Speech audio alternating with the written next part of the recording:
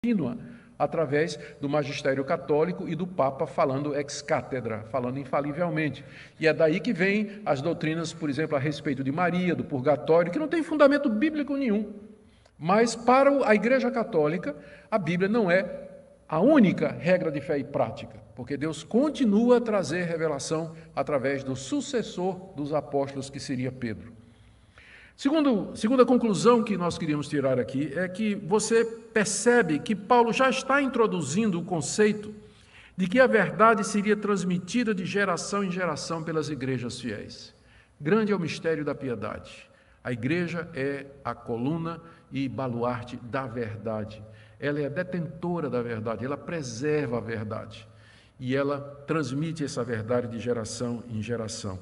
Não, como eu disse, mediante revelações, mas a transmissão da Escritura, onde a verdade está inspiradamente registrada.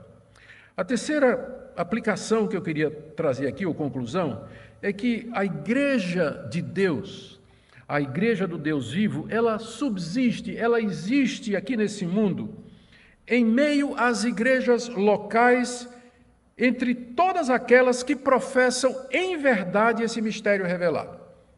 Então, isso pode parecer que eu estou sendo generoso demais, não é? Alguns vão dizer, todas, pastor? Aqui eu vou apelar um pouquinho para a Confissão de Fé de Westminster, onde, no capítulo sobre igrejas, faz uma declaração que eu sempre achei muito valiosa e muito útil. Ao definir igreja como sendo exatamente isso aqui, a Igreja do Deus vivo, que é composta de todos os crentes que professam a verdadeira fé e o verdadeiro evangelho, e a confissão de fé ela dá três marcas do que seria uma verdadeira igreja, ou seja, uma igreja local, que é a expressão da verdadeira igreja de Cristo, que é a pregação fiel do evangelho. Sem pregação fiel do evangelho, aquilo ali não é igreja, pode ser tudo, menos igreja. Então, pregação fiel do evangelho, a celebração correta dos sacramentos, batismo e ceia, ou seja, uma igreja que batiza quem não deve ser batizado e que dá ceia a quem não deve receber ceia, menospreza os sacramentos que o Senhor Jesus, ou ordenanças que o Senhor Jesus deixou, ela não pode ser considerada uma verdadeira igreja. E o exercício da disciplina, uma igreja que não disciplina os seus membros, que não corrige os seus membros, às vezes, infelizmente, com medidas mais graves e severas, não é uma verdadeira igreja. É uma igreja onde todo mundo faz o que quer e fica por isso mesmo.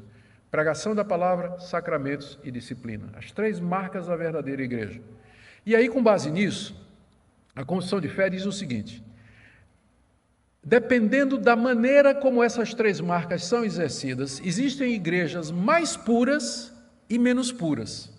Quanto maior for a fidelidade à palavra de Deus, aos sacramentos e à disciplina, mais essa igreja será pura e melhor ela vai refletir a igreja do Deus vivo, coluna e baluarte da verdade.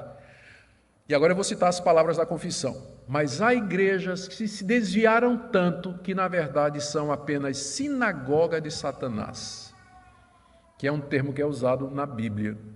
Sinagoga de Satanás, porque já se desviaram da pregação da palavra, da celebração do sacramento, não tem disciplina, é uma zorra, cada um faz o que quer, não tem moralidade, não tem ética, não tem conduta, não tem nada. Quando chega nesse ponto, quando não prega mais a palavra de Deus, quando não há mais zelo e cuidado sobre as ordenanças de Deus, então, na verdade, ela se desviou tanto que não é mais a igreja, não expressa mais a igreja do Deus vivo. Foi isso que os reformadores acharam que tinha acontecido com a Igreja Católica na Idade Média. Por isso eles queriam começar uma reforma e por isso que eles foram expulsos, porque eles achavam que a igreja havia se desviado a esse ponto e que era preciso voltar ao Novo Testamento, uma reforma profunda e uma reforma radical.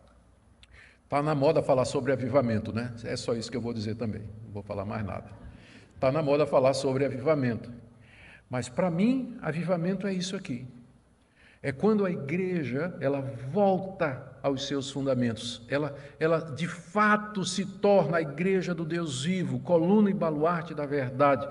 Você pode ter emoções, você pode ter gritaria, você pode ter todo tipo de manifestações, mas se isso não produzir pureza nessas três áreas, então nós estamos labutando em vão. Mas eu disse tudo isso para dizer também o seguinte, que a igreja do Deus vivo, ela é maior do que a sua denominação, é maior do que a minha denominação. Isso é importante porque às vezes a gente acha que, né, só somos nós mesmos, e que os outros são meia boca ou qualquer coisa assim.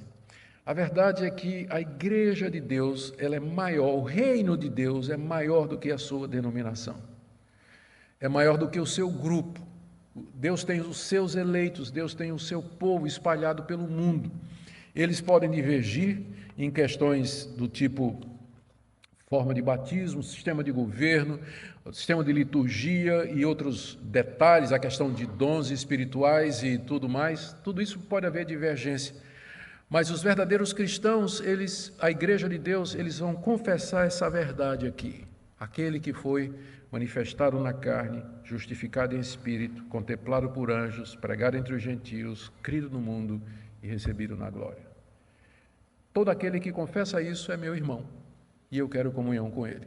Ainda que a gente vai ter uma briga a respeito de determinada situação, mas nós podemos brigar em paz, não é? E continuar unidos, sem cancelar o cidadão no Twitter, né? E a última coisa, meus irmãos, é a importância de vermos as igrejas à luz desse ensino.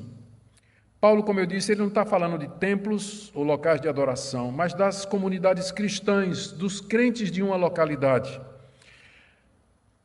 Isso significa que a gente não pode proceder de qualquer maneira. Na verdade, é isso que Paulo está dizendo aqui. Nós não podemos proceder de qualquer maneira na igreja de Deus. Exatamente pelo que ela é, a importância dela.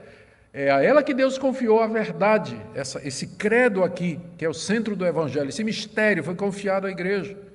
Portanto, é através da igreja que essa verdade é transmitida ao mundo. Eu estou querendo enfatizar a importância da igreja, porque eu sei e vocês sabem que tem muita gente que não vê importância na igreja. A importância da igreja é isso. E chega ao ponto, é tão importante isso que várias das confissões reformadas, elas chegam a afirmar que fora da igreja não existe possibilidade ordinária de salvação. Fora da igreja não tem possibilidade ordinária de salvação. Quando falo ordinária, é comum. Não existe possibilidade. Por quê? Porque a verdade foi dada à igreja. Ela que recebeu essa verdade e é ela quem transmite essa verdade. Transmite essa verdade. Eu não creio que nós possamos dizer que não exista crente verdadeiro fora de uma igreja local, porque eu creio que existe. Há pessoas que são crentes, mas que no momento, por uma situação ou outra, elas não estão ligadas a uma igreja local. Mas cedo ou tarde ela vai querer estar. Ela vai perceber a necessidade, vai amar a igreja local, porque é ali que está a verdade, ali é a coluna e baluarte da verdade. Então, termino com algumas aplicações. Primeiro, se você é católico romano, está aqui nessa noite, bem-vindo. Se você está me seguindo pela internet, bem-vindo também. É isso aqui que é a sucessão apostólica. A sucessão apostólica não se dá através de pessoas sucedendo umas às outras, mas de igrejas que transmitem de uma geração a outra a verdade dos apóstolos que Deus confiou. A verdadeira sucessão apostólica não é de um bispo para outro bispo até chegar em Francisco, mas é a transmissão da verdade de Deus através das Escrituras. E essa é a diferença principal entre os protestantes e os católicos, se você quiser saber. É no que diz respeito a isso. Também, aqui, como eu já falei sobre isso, vou voltar a dizer, essa passagem nos ajuda a ver o reino de Deus bem maior do que os limites da nossa denominação. Aqui uma palavra aos pastores e líderes das igrejas que estão aqui e que estão nos acompanhando. Reveja seu conceito de igreja, reveja o seu conceito de chamado ao ministério e reveja o seu ministério à luz do que Paulo está dizendo aqui. Se a igreja é coluna e baluarte da verdade, a igreja do Deus vivo, e você sente que Deus chamou para pastorear a casa de Deus, a importância do ensino. Entende agora por que nós enfatizamos tanto a importância do ensino? Porque Deus confiou a verdade, ela é coluna e baluarte da verdade, Deus confiou a verdade à sua igreja. Se você é pastor da igreja, a sua tarefa é conhecer esse mistério, conhecer essa verdade e ensinar essa verdade. E você pode fazer isso aconselhando, visitando, pregando, ensinando. Há muitas maneiras de fazer isso. Uma das consequências disso aqui é a centralidade da pregação no culto e a necessidade de que a pregação ela seja bíblica, que ela transmita a palavra de Deus, que não seja contar experiência, fazer o povo se divertir, o povo sair se sentindo bem, sem convicção nenhuma de pecado ou de verdade, sem ter sido transformado ou confrontado pela palavra de Deus. E por último, se tem algum querido irmão ou irmã desigrejado ou desigrejada aqui nessa noite, pare de ser desigrejado. Você é muito bem-vindo, você já pode começar a se igrejar aqui. Nós lhe recebemos com muito carinho, com muita alegria, mas eu espero que hoje à noite você tenha percebido a importância da igreja local, a casa de Deus, a igreja do Deus vivo, coluna e baluarte da verdade. Vamos orar. Ó Pai, nos ajuda a ver a importância da comunhão, da fraternidade, da união uns com os outros, de procedermos na igreja de conformidade com aquilo que o Senhor nos ensinou, pregar a palavra, celebrar os sacramentos, exercer a disciplina, nos instruir, nos confortar, nos consolar, nos ajudar mutuamente. Nós pedimos que Tu abençoes os pastores que estão aqui nessa noite, presbíteros, diáconos, professores de escola dominical, missionários, aqueles que nos seguem ao vivo também. Desperta em nós amor pelo Teu povo, amor pela Tua igreja. Abre os nossos olhos para ver a importância da Tua igreja. E nós oramos, ó Deus, também que o Senhor toque no coração daqueles que estão tristes, que foram magoados por membros de igrejas, que foram feridos, que estão ressabiados, desconfiados, temendo sofrer outra vez. Ó Deus, permita que no meio dos erros que marcam a igreja militante, eles possam enxergar a casa de Deus, a igreja do Deus vivo, a coluna e o baluarte da verdade. É o que nós te pedimos, suplicando por um avivamento verdadeiro em nosso país. Em nome de Jesus. Amém.